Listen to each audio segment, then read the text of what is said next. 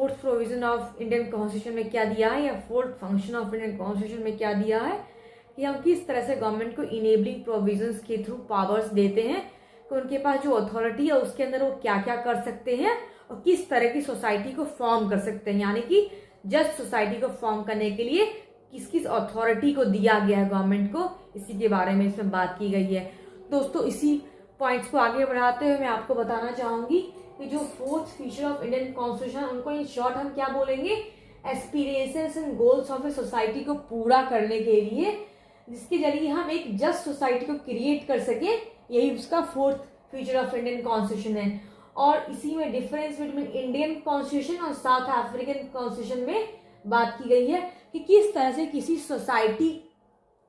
के अंदर जिन चीजों की, जिन लॉज की रिक्वायरमेंट है उसी को रिफ्लेक्ट किया जाता है उस कॉन्स्टिट्यूशन के थ्रू। जैसे कि इंडिया के अंदर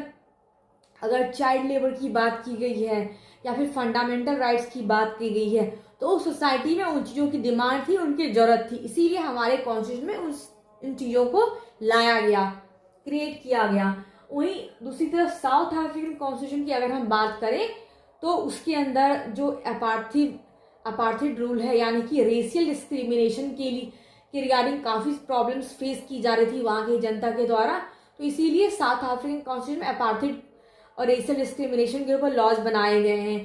कंजर्वेशन ऑफ नेचर की भी बात की गई है, जो चीज़ें वहाँ